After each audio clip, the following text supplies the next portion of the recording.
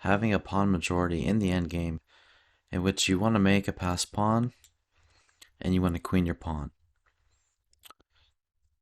Now, the situation here, white has a pawn majority, black has a pawn minority. In this sector of the board that we're considering. So let's just imagine the kings are offside behind the white pawns for now. White's moving forward. And the question is, how should we push these pawns? Should we push this pawn forward? Should we push this pawn forward? How should we proceed?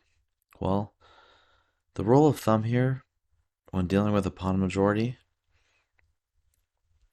is that you want to push the potential passed pawn, and that is the pawn that is not blocked by any other pawn. This pawn is blocked by this pawn, so if he goes forward, he's not going to get very far. So because of that, we need this pawn to give support to the other pawn so that he can go and he can become a passed pawn. So this is the outside potential passed pawn, and that's the one you want to push first.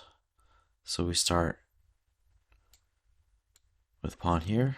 If black captures our pawn, we capture back, and now nothing is stopping us from eventually making a queen. Now going back, if we were to push the wrong pawn, now white's pawns are stuck. This pawn has become a backwards pawn, which means that he can't move forward without being captured because he's lost the support of his other pawn here on d3. So, assuming the kings aren't getting involved, of course, if it's black's move, he can't do anything here. His pawn is locked with this pawn. But if it's white's move and white pushes the pawn, if white pushes this pawn, then black will capture, and black will be able to get a queen before white can get a queen. Of course, we're thinking abstractly here. This is obviously not a legal chess position as there's no kings on the board. So that's the first example of pushing your potential passed pawn and pushing the outside passed pawns. Now to the next example. White to move. Which pawns do we move? Well, it's really simple. This pawn is the potential passed pawn, so we just push that. And let's say black plays something not the most difficult. Now, of course, we can't push again because we would just lose our pawn. So what we need is, for this potential passed pawn to actually go through, it needs the support of a pawn here on g4 that can support the pawn. So we push the next outside most passed pawn in this group. So we push there, and now this pawn can go forward, and nothing can stop him from queening. If black tries to trick us by playing pawn here, what he's doing is he's trying to undermine the support of this pawn. So for instance, if we were to push this pawn, he would capture this pawn. Now, we could still get through, but there could be some specific situations where that would actually be good for black. So what we can do in this situation is simply defend that pawn with this pawn. Now we maintain the structure, and if black captures, we capture back, and then we're ready to push through with this pawn.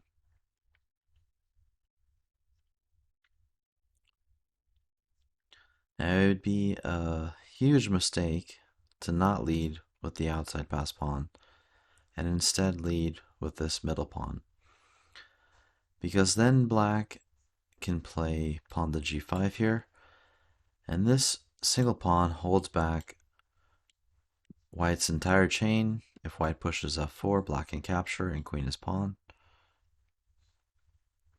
And if white plays h4, black can capture and queen is pawn. So that's something we really want to avoid by playing the outside pawn first. And finally, black can try to trick us by playing pawn to h5. Now we know we need this pawn on g4 to support this pawn moving forward. But if we do play pawn to g4, black can just capture it. So what do? You might think we should play pawn to h3 so that we can step forward with pawn to g4. And that would go something like this. But that's not really what's going to happen. If we play pawn to h3, black can cramp our other pawn with pawn to h4.